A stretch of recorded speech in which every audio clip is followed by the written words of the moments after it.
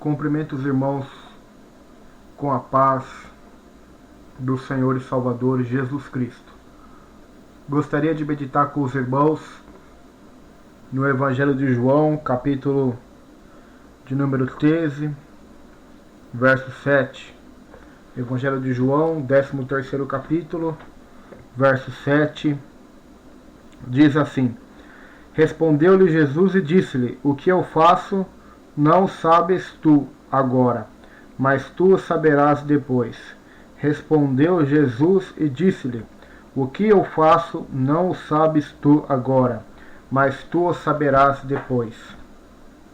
Vamos fazer uma oração antes de começar a meditação nesse texto bíblico. Senhor, meu Deus e meu Pai, em nome do Senhor e Salvador Jesus Cristo, que o Senhor possa falar no coração dos irmãos, através dessa palavra, dessa mensagem, Senhor, possa entrar no íntimo, no âmago do ser de cada um, e a Tua palavra que não volta vazia possa cumprir o propósito para o qual ela, nesse momento, para essa pessoa que está ouvindo, está sendo enviada.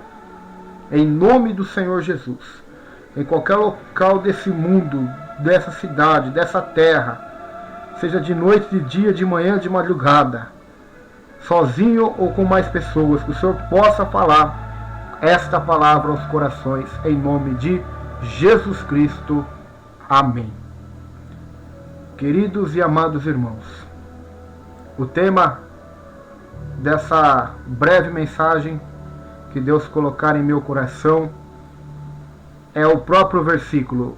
Jesus dizendo ao apóstolo Simão Pedro: O que eu faço agora, tu não o sabes, mas depois tu o saberás.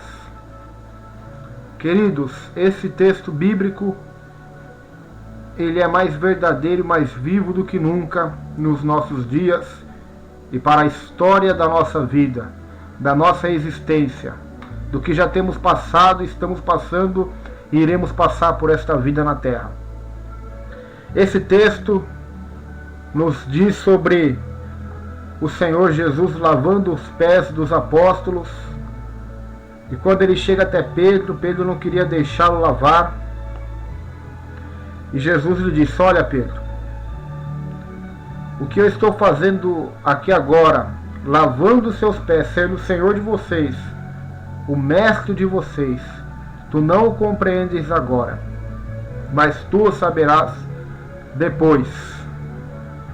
E quantas coisas Jesus faz nas nossas vidas, quantas atitudes dele para conosco, que não entendemos, não discernimos, não compreendemos, questionamos, indagamos. Mas por que, Senhor, desta situação? Por que, Senhor, desta humilhação? Por que, Senhor, desta perseguição? Por que, Senhor, desta provação? Por que, Senhor, desta calúnia? Por que, Senhor, o Senhor tem permitido isso acontecer? Se o Senhor estivesse aqui, disse Marta e Maria, o meu irmão Lázaro não teria morrido. Mas o que Jesus tinha feito, não indo até Lázaro quando ele estava doente, até mesmo o próprio Lázaro, Marta e Maria não compreenderam no momento. Mas depois da ressurreição de Lázaro, depois de 4 dias estando morto, se levantando dentre os mortos e ressuscitando, então Lázaro, as irmãs dele, Marta e Maria, e toda aquela multidão compreenderam, assim como o apóstolo Pedro compreendeu a humildade de Jesus, o amor de Cristo. A Bíblia diz em Romanos capítulo 8, versículo 28,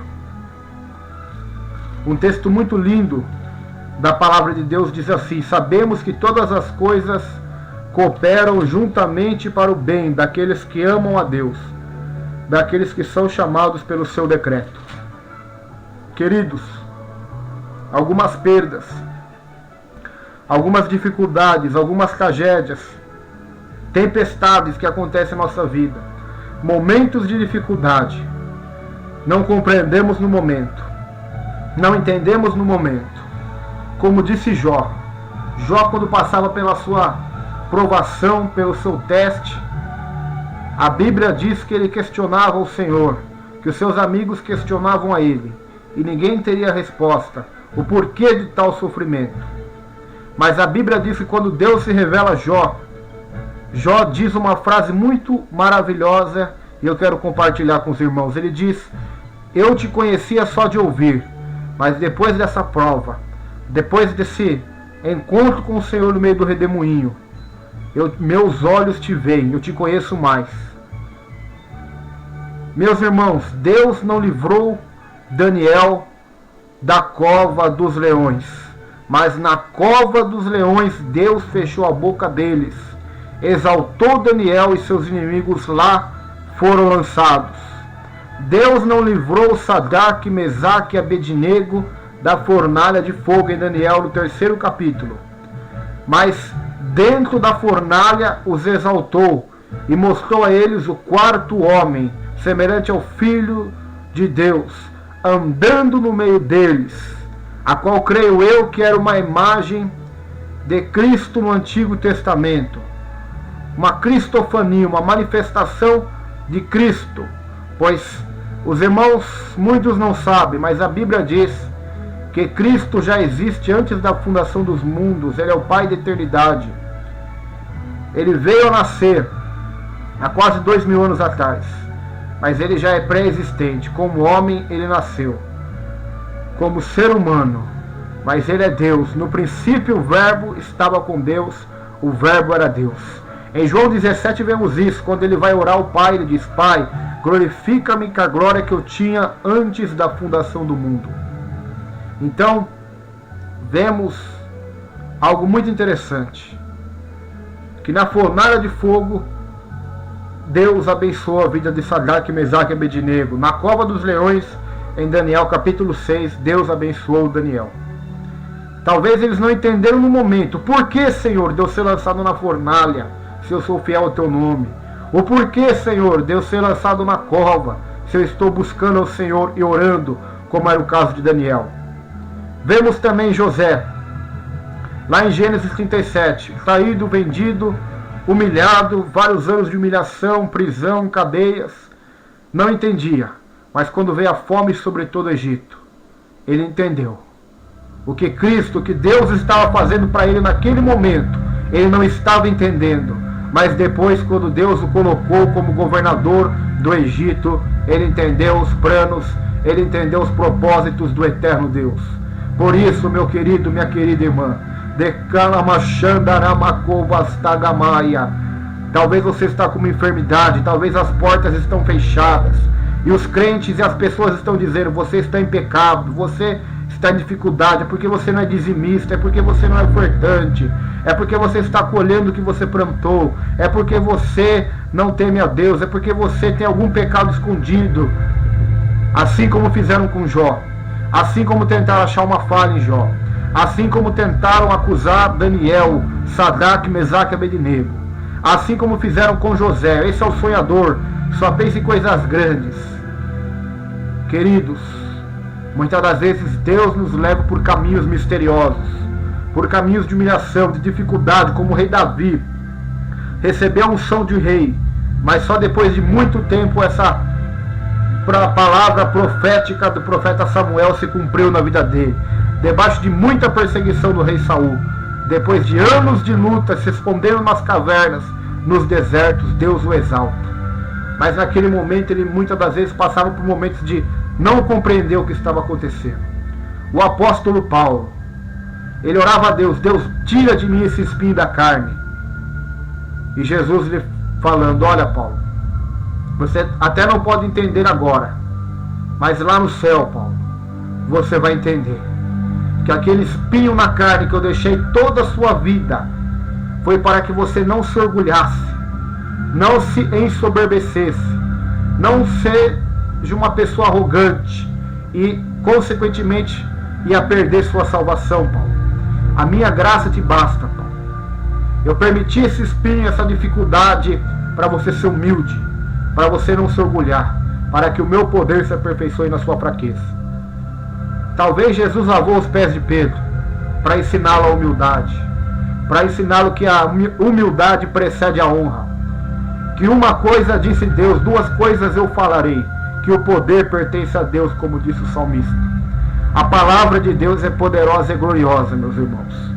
Por isso não devemos aceitar que o desânimo, a angústia, por causa dos problemas na família, com os filhos, no casamento, no trabalho, financeiro, na igreja, no ministério, até mesmo pessoal, particular, sentimental, íntimo de nós e Deus, venha nos afetar, venha nos derrubar.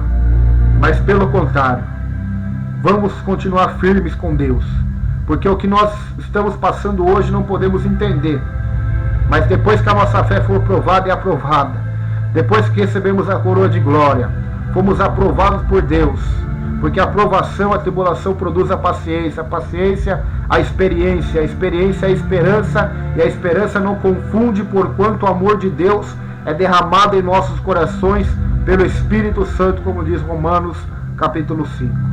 Então devemos acreditar piamente, com todo o nosso coração, ser e alma, que há um propósito de Deus em nossa vida, que o que estamos passando, as lágrimas que estamos derramando, o sofrimento, não dá para se comparar com a glória que o Senhor está nos reservando nos céus. Que você possa abrir o seu coração, irmão, irmã, jovem, abrir o seu coração, porque é Ele que abrirá as portas, Ele que te abençoará, Ele que te exaltará quando se humilhares diante dEle. Ele é fiel. O que eu faço agora, tu não sabes, mas depois o saberás. Há um propósito de Deus para tudo. Nada vem por acaso. O Senhor está no controle de tudo, meu irmão. O Senhor está no controle da sua vida. Nenhum fio de cabelo cairá da sua cabeça sem a permissão do Pai Celestial. Ele cuida de você.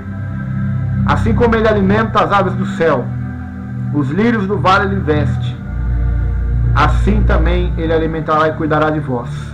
Buscai primeiro o reino de Deus e a sua justiça, e as demais coisas que diz o texto desse versículo, que é a comida, o alimento, as vestes, Ele vos acrescentará.